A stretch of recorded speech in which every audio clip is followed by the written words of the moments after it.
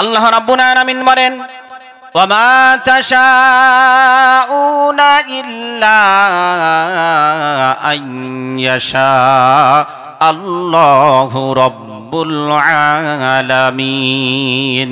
জোরে বলেন আল্লাহ। আমি যেটা বলতে বললাম গায়রিল মাগযুবি আলাইহিম ওয়ালাদ-দাল্লিন।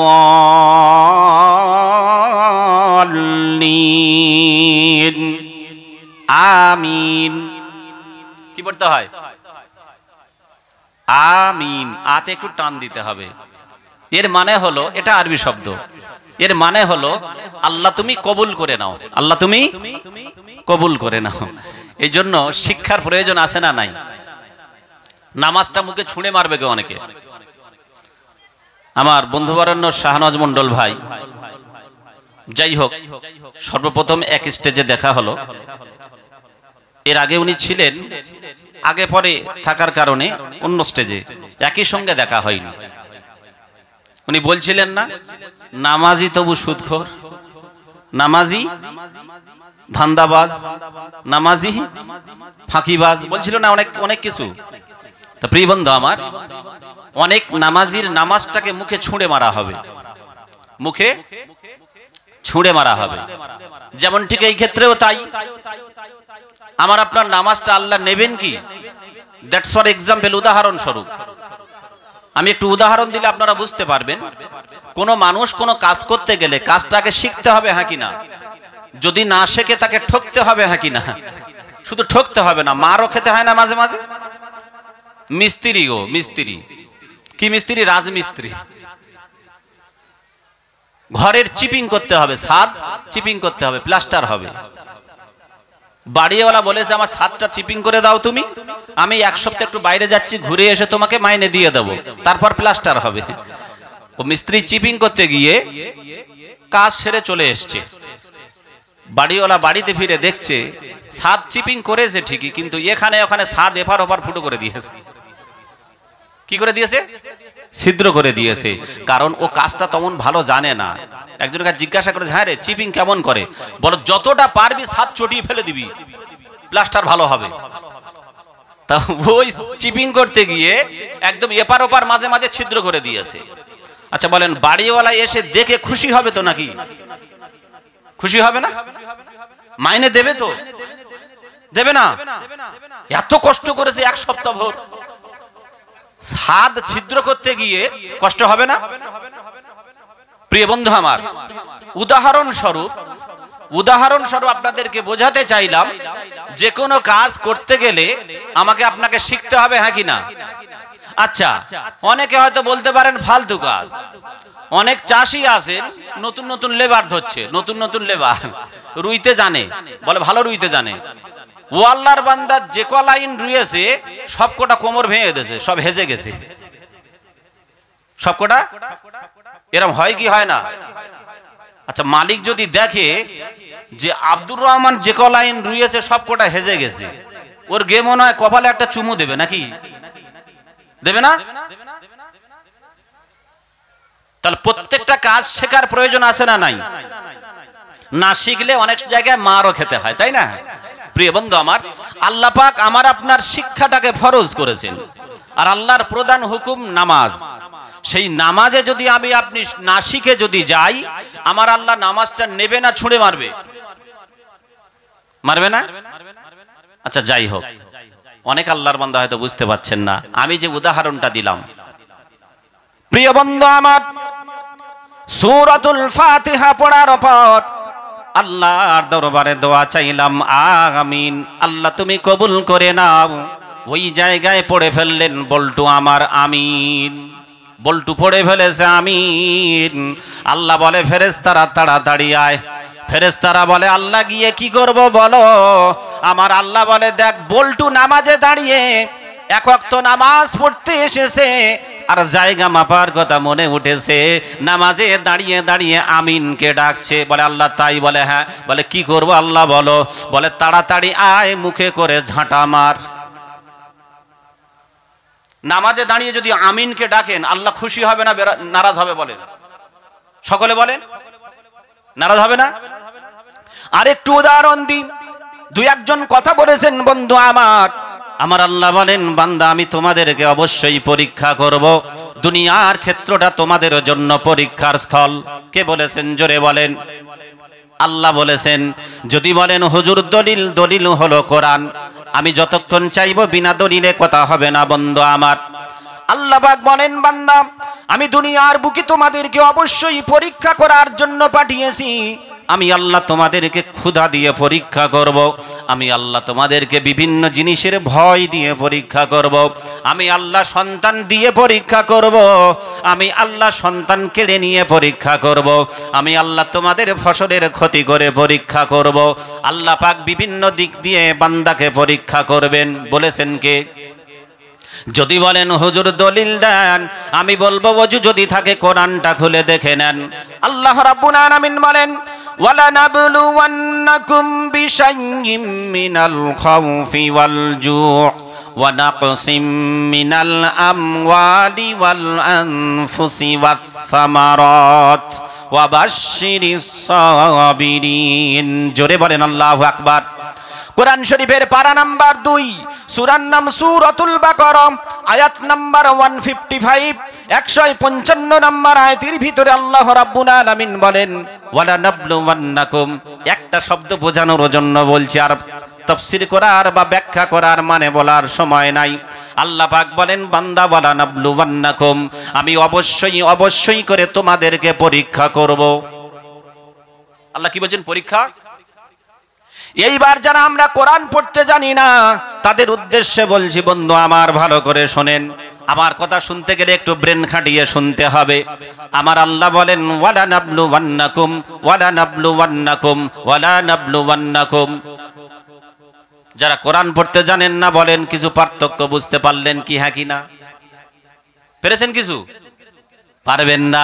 যারা কোরআন পড়তে জানেন না বন্ধু আমার মাথার উপর দিয়ে টাওয়ার উড়ে যাবে, কিছুই বুঝতে পারবেন না। কি সর্বনাশ পড়া পড়েছি একটু ভালো করে বোঝেন ও বন্ধু আমার। এই জন্য শিক্ষার প্রয়োজন আছে। আল্লাহ কত খুশি হবেন আপনি নিজেই বলবেন বন্ধু আমার। আমার আল্লাহ বলেন বান্দা ওয়ালা নাবলুওয়ান্নাকুম, আসল শব্দ হলো নাবলুয়া। এই শব্দের প্রথমে আল্লাহ পাক আরবি গ্রামার অনুযায়ী একটা অক্ষর এনেছেন লাম, একে বলা হয় লামে তাকিদ। এর বাংলা মানে হলো অবশ্যই। আল্লাহ পাক আবার শব্দের শেষে একটা অক্ষর এনেছেন নুনে সাকিলা, এটা আরবি গ্রামার অনুযায়ী বলা হয় তাকিদের জন্য আনা হয়। একটা শব্দের প্রথমে এবং শেষে তাকিদ দিয়ে আল্লাহ পাক বলছেন অবশ্যই অবশ্যই করে আমি আল্লাহ তোমাদের পরীক্ষা করব। আমি প্রথম আল্লাহ যেটা বলেছেন সেটাই পড়েছি ওয়ালা নাবলুওয়ান্নাকুম, এর মানে হলো অবশ্যই অবশ্যই করে তোমাদেরকে পরীক্ষা করব। দ্বিতীয়বার পড়েছি ওয়ালা নাবলুওয়ান্নাকুম, ওয়ালা নাবলুওয়ান্নাকুম। তাতে কি আছে? ওরে বল্টু ভালো করে শোনো, কি সর্বনাশটা পড়েছি দেখেন। আল্লাহ বলেছেন ওয়ালা নাবলুওয়ান্নাকুম, মানে অবশ্যই অবশ্যই করে তোমাদেরকে পরীক্ষা করব। একটু টান দিয়ে পড়লাম ওয়ালা নাবলুওয়ান্নাকুম, তার মানে হয়ে গেল অবশ্যই করে আমি আল্লাহ তোমাদের পরীক্ষা করব না। পরীক্ষা করব। আচ্ছা, এটা যদি নামাজে পড়ে ফেলেন আল্লাহ বলবে বাহ কি সুন্দর পড়েছি, আয় তোর জন্য জান্নাত আগে রেডি, আয়। এর জন্য জান্নাত আগে নয়।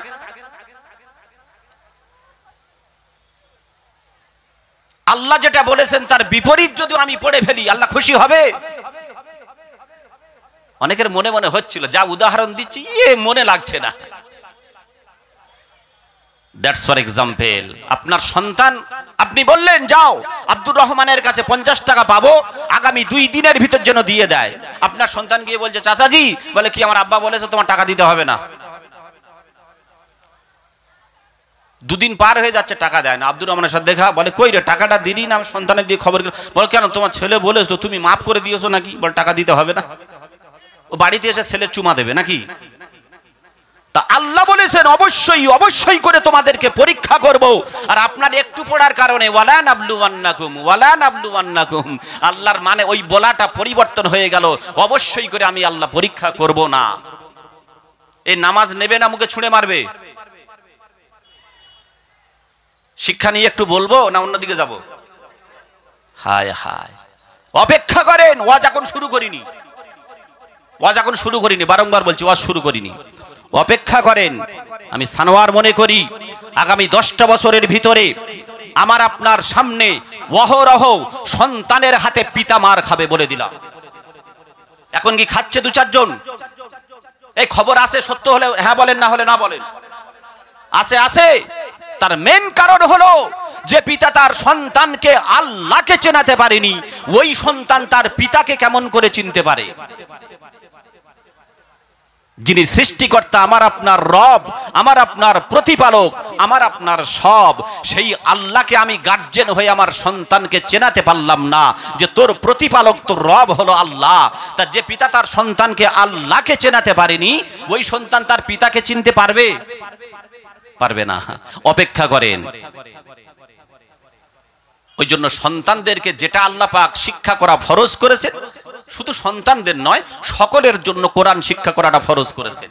যাই হোক, বয়স্ক যারা আমরা আছি, এদের জন্য একটা টিপস দেব না? কষ্ট পাচ্ছেন? আমি কিছু কথা বলবো, খুবই গুরুত্বপূর্ণ কথা। প্রিয় বন্ধু আমার, আপনারা যদি দলিল কাটতে পারেন, পৃথিবীর যে কোনো আলেম আমার সামনে নিয়ে আসবেন। ভুল হলে অহংকার নয়, মেনে নেব। বারংবার বলছি, ভুল হলে মেনে নেব। পৃথিবীর যে কোনো আলেম নিয়ে আসবেন, ভুল হলে আমি শিখে নেব। আমার ক্ষুদ্র জ্ঞান, আমি যতটুকু পড়েছি, ঘুমিয়ে আল্লাহ পাক এই জায়গায় আনেননি। ঘুমিয়ে ক্লাস পার করিনি। কিতাব পড়ে একটু আলেম হয়েছি, তবে ছোটখাটো আলেম। কিছু কথা বলবো, খুবই গুরুত্বপূর্ণ কথা। আসছি, ওয়াজ শুরুর ভিতরে বলবো, যেটা আমি আপনি ক্ষতিগ্রস্তের দিকে পা বাড়িয়ে ফেলছি, যেটা আমার আপনার পিছনে ক্ষতি হচ্ছে, আমরা টের পাচ্ছি না। বলবো কি? যদি বলেন না হুজুর আমাদের যা হচ্ছে, আমাদের কথা বাদ দেন, আপনাকে বলতে এনেছি, বলে যান। ক্ষতি যেটা হচ্ছে বলবো না, আমার মতো আমি বলবো তো ইনশাল্লাহ বলবো। কষ্ট কেউ নেবেন না। কষ্ট যদি নেন, আমি বললাম, দলিল দিয়ে আমার সামনে আনবেন যে কোনো পৃথিবীর আলেম, আমি শিখে নেব তার কাছ থেকে। প্রিয় বন্ধু, এই জন্য কোরআন শিক্ষা করাটা প্রত্যেকের জন্য ফরজ। যারা বয়স্ক তাদের জন্য একটা টিপস দিয়ে যাই। আপনাদের বয়স হয়ে গিয়েছে, আপনাদের আর ওই মাদ্রাসায় গিয়ে আলিফ বা তাসা পড়ার সময় আর নাই, সেভাবে হবে না। আমি আপনাদেরকে অনুরোধ করব, এলাকাবাসীর, যদি বলেন হুজুর পা বাড়িয়ে দিচ্ছি, আল্লাহর কসম করে বলছি, সত্যকারের আপনার পায়ে ধরে বলবো, যদি বলেন কোরআনটা শিখবো, পায়ে ধরে বলবো, অনুরোধ করব, অন্তত কোরআনটা শেখেন। কেমন? আপনি আলিফ বা তাসা আর পড়লে হবে না, আপনার সে সময় নাই। কি করবেন? একটা টিপস, আপনার যে সূরা কটা মুখস্থ আছে, তার ভিতর থেকে আপনি 4টে সূরা বাছাই করেন। কটা? ওই 4টে সূরা আপনি আপনার এলাকার মসজিদের ইমাম সাহেবের কাছে গিয়ে বলবেন, হুজুর আমারটা একটু শোনেন। একটা সূরা শোনাবেন, যেখানে ভুল হবে বারংবার শুনিয়ে তাতে 1 মাস লাগুক। একটা সূরা শুদ্ধ করতে 1 মাসে হবে কি হবে না? 4টে সূরা অন্তত 4 মাস, না হয় 1 বছরে আপনি 4টে সূরা শুদ্ধ করে নেন, ইমাম সাহেবকে শুনিয়ে যে কটা আপনার মুখস্থ আছে, ওর ভিতর থেকে 4টি। কষ্ট নিয়ে কথা বলছি বন্ধু, আপনার নামাজ নেবে না, ওই জন্য উদাহরণ দিলাম। আল্লাহ, দুনিয়ায় এত কাজ করেছিলাম, বিবি বাচ্চার মুখে তুলে দিতে গিয়ে সময় পাইনি। আল্লাহ বলবে, উদাহরণ আমার সামনে পড়ে আছে, কত উদাহরণ নেবে? আল্লাহ পাকের কাছে এই রকম বাহানা টিকবে না। সেজন্য 4টে সূরা ইমাম সাহেবকে শুনিয়ে ঠিক করে নেন। উপকার কি বলে দিই। আমরা শুনেছি না, মাদ্রাসার ছাত্ররা যে রাস্তায় হাঁটে, তাদের পায়ের তলায় ফেরেশতারা ডানা বিছিয়ে দেয়। শুনেছি না শুনিনি? জোরে বলেন সুবহানাল্লাহ।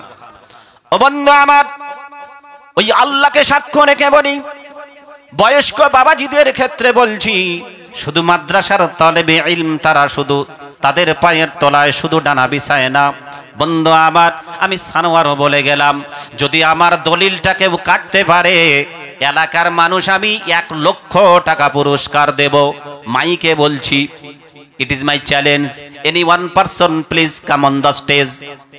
ও বন্ধু আমার, শুধু মাদ্রাসার ছাত্ররা তালেবে ইলম নয়, তাদের পায়ের তলায় ফেরেশতারা শুধু ডানা বিছায় না, আল্লাহর অনেক বান্দা আছে আমরা জানি না তাদের পায়ের তলায় আল্লাহর ফেরেশতারা ডানা বিছিয়ে দেয়।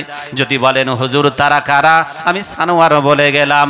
বয়স্ক বাবাজিদের বললাম, আপনারা যদি কোরআনটাকে শুদ্ধ করার জন্য 4টে সূরা কোন ইমাম সাহেবের কাছে গিয়ে আপনি যদি শিখতে চান, শিখতে শিখতে যদি ইন্তেকাল করে যান, আমার আল্লাহ বলেন হাবিব তুমি তোমার উম্মতদেরকে বলে দাও আমি আল্লাহ বলে দিলাম তাদের নামটা তলেবি ইলমের খাতায় আমি আল্লাহ তুলে নেব।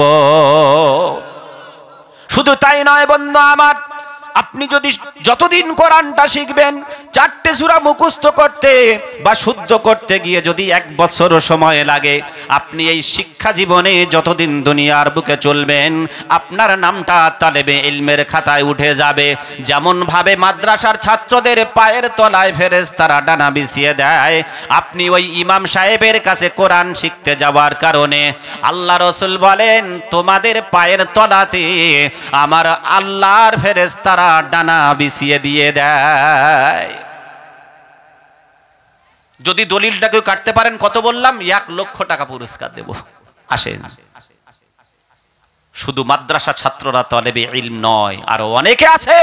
তার মধ্যে একটা এক্সাম্পল দিলাম, আপনিও তলেবে ইলম। যদি শেখার জন্য ইমাম সাহেবের কাছে যান, কোরআন শেখার জন্য। প্রিয় বন্ধু আমার, আপনাদের জন্য টিপস দিয়ে গেলাম, বয়স্ক বাবাজিদের জন্য টিপস দিয়ে গেলাম। খুব কঠিন কথা বললাম নাকি? কটা সূরা বললাম? 4টে সূরা বললাম। 4টে সূরা একটু ঠিক করে নেন। বলে হুজুর প্রেস্টিজ পাংচার হয়ে যাবে এই সময়ে যদি ইমাম সাহেবের কাছে যাই। আমার আপনার ইমামে আজম আবু হানিফা রাহমাতুল্লাহ আলাইহি উনি জানতেন না কুকুর কখন সাবালক হয়। উনি একজন বৃদ্ধা মহিলার কাছে জিজ্ঞাসা করেছিলেন, ও মা বৃদ্ধা মহিলা, আমি ইমামে আজম জানতে চাই কুকুর কখন সাবালক হয়, একবার বলে দাও। বৃদ্ধা মহিলা বলেছিলেন, ও বড় মাওলানা শুনে নাও, দুনিয়ার বড় ইমাম সাহেব শুনে নাও, আমি বৃদ্ধা মহিলা আমার এই জ্ঞান তোমাকে দিয়ে দিলাম, এই জ্ঞানটুকু তোমার কি নাই? ইমামে আজম আবু হানিফা রাহমাতুল্লাহ আলাইহি বলেছিলেন শিক্ষার কোনো বয়স নাই। বৃদ্ধা মহিলা বলেছিলেন, ইমামে আজম কুকুর যখন পাটা তুলে পেশাব করা শুরু করে জেনে নেবেন কুকুরটা সাবালক হয়ে গিয়েছে। ইমামে আজম পৃথিবীর বিখ্যাত ইমাম, তিনি একটা বৃদ্ধা মহিলার কাছে এইটুকু শিক্ষা অর্জন করেছিলেন, আর তিনি মৃত্যু পর্যন্ত ওই বৃদ্ধা মহিলাকে শিক্ষা গুরু হিসাবে মানতেন। বলেন সুবহানাল্লাহ। আমার আপনার এলাকার ইমাম সাহেব অনেক বয়স্ক, তো আমার দাদু মানুষ, লজ্জা লাগবে? এই 4টে সূরা শুদ্ধ করতে পারবেন না? পারবেন তো ইনশাআল্লাহ? 4টে সূরা, বেশি নয়। ও বন্ধু আমার, তারপর আপনার সন্তানদেরকে বলি, আপনি আপনার সন্তানকে এমবিবিএস বানান, ইঞ্জিনিয়ার বানান, ডক্টর বানান, উকিল বানান, মাস্টার বানান। আমি সানোয়ার বলবো শোনায় সোহাগা। তবে তার সাথে সাথে বন্ধু আমার অন্ত কোরআনওয়ালা এমবিবিএস বানান, কোরআনওয়ালা মাস্টার বানান, কোরআনওয়ালা ডাক্তার বানান, কোরআনওয়ালা ইঞ্জিনিয়ার বানান। প্রিয় বন্ধু আমার, আমি আলেম হতে বলি নাই, হাফেজ হতে বলি নাই, মুহাদ্দিস হতে বলি নাই, মুফাসসির হতে বলি নাই, শুধুমাত্র শুদ্ধ করে যেন কোরআনটা তেলাওয়াত করতে পারে। আমি এইটুকু মনে করি যে সন্তানের ভিতরে কোরআন থাকবে, ওই সন্তান আর কিছু নাই হলেও পিতা মাতার গায়ে হাত তুলতে পারে না। ঠিক বললাম না ভুল বললাম? ওই জন্য সন্তানকে একটু কোরআনওয়ালা বানাম। দুটো টিপস দিলাম, সন্তানের পিতাদের জন্য, সন্তানদের জন্য। আপনারা জানেন আমি যেখানে বক্তৃতা শুরু করি অভ্যাস কিংবা বদভ্যাস একটা আমলের কথা বলি, তাই না? আজকের একটা আমল, আল্লাহ রসুল বলছেন, ওরে আমার উম্মাতানিরা, আমার সাহাবারা, তোমরা কি প্রত্যেক দিন 1000 কোরআনের আয়াত পড়তে পারবে? কত কত? 1000। আল্লাহ রসুলের সাহাবীরা নিশ্চুপ হয়ে গেলেন। একজন সাহাবী বললেন, ইয়া রাসূলুল্লাহ, 1000 কোরআনের আয়াত পড়াটা একটু কষ্টকর। আল্লাহ রসুল বললেন, আমি এমন একটা ছোট্ট আমল বলে দেব, ওই আমলটা যদি করতে পারো 1000 কোরআনের আয়াত পড়লে যে নেকি হয়, সেই নেকিটা তোমার আমলনামায় লিখে দেওয়া হবে। জোরে বলেন। বলবো আমলটা, বলবো, সকলে শুনবেন। কারা কারা আমল করবেন হাত তোলেন তো একটু দেখি, করবেন ইনশাআল্লাহ? ও বান্দা আমার, আল্লাহ রাসূল বলেন, ওরে আমার গুনাহগার উম্মত উম্মতানি, আমি এমন একটা ছোট্ট সূরা তোমাদেরকে বলে দেব, ওই সূরাটা তোমরা যদি সারা দিন রাত 24 ঘন্টার ভিতরে একটিবার যদি তোমরা পড়তে পারো, আমি রাসূল বলে গেলাম তোমাদের আমলনামায় 1000 কোরআনের আয়াত পড়ার নেকি লেখা হবে। ওই ছোট্ট সূরাটা হলো বন্ধু আমার, ছোট্ট সূরাটার নাম হলো আত-তাকাসুর। কি নাম বললাম? আত-তাকাসুর। যারা কোরআন পড়তে জানেন অনেকের নামটা মুখস্থ, অনেকে কোরআন পড়তে জানি তারপর নাম জানি না, আর অনেকে যারা কোরআন পড়তে জানি না তাদের মাথার উপর দিয়ে উড়ে যাচ্ছে। আমি এই জন্য সূরাটা একবার পড়ে আপনাদের শোনাবো। আল্লাহ রাব্বুল আলামিন বলেন, আত-তাকাসুর যে সূরাটা, আউযু বিল্লাহি মিনাশ শাইতানির রাজিম, বিসমিল্লাহির রহমানির রহিম। আলহাকুমুত তাকাসুর হাত্তা যুরতুমুল মাকাবির, কাল্লা সাউফা তা'লামুনা সুম্মা কাল্লা সাউফা তা'লামুন, কাল্লা লাউ তা'লামুনা ইলমাল ইয়াকিন লাতারাবুন্নাল জাহিম সুম্মা লাতারাবুন্নাহা আইনাল ইয়াকিন সুম্মা লাতুসআলুন্না ইয়াওমাইদিন আনিন নাঈম। বলেন আল্লাহু আকবার। কারা কারা পড়েছেন একটু হাত তোলেন তো দেখি, আমার সাথে পড়েছেন? আলহামদুলিল্লাহ। যারা পড়েনি, প্রিয় বন্ধু আমার, আল্লাহর কসম করে বলি, যারা আমার সঙ্গে একবার মাত্র পড়ে ফেলেছেন সূরাতুত তাকাসুর পড়ার কারণে, আল্লাহ রসুলের কথায় এই জন্য কসম খেলাম, কারণ রসুলের কথায় 1% সন্দেহ আছে নাকি? আল্লাহ রসুল বলেন, আত-তাকাসুর সূরাটা যারা একবার রাত দিন 24 ঘন্টার ভিতরে পড়ে ফেলবে, আমি রসুল বললাম তাদের আমলনামায় নেকিটা লেখা হবে। ওই জন্য আল্লাহকে সাক্ষ্য রেখে বলি, আল্লাহর বান্দা আমরা যারা এখানে একবার পড়ে ফেলেছি, তারা আমলনামায় কোরআনের 1000 নেকি পড়লে যে 1000 আয়াত পড়লে যে নেকি হয়, ওই নেকিটা আল্লাহর বান্দাদের আমলনামায় লেখা হয়ে গেছে। যারা পড়তে পারেনি আফসোস, বুঝতে পারিনি, তাই না?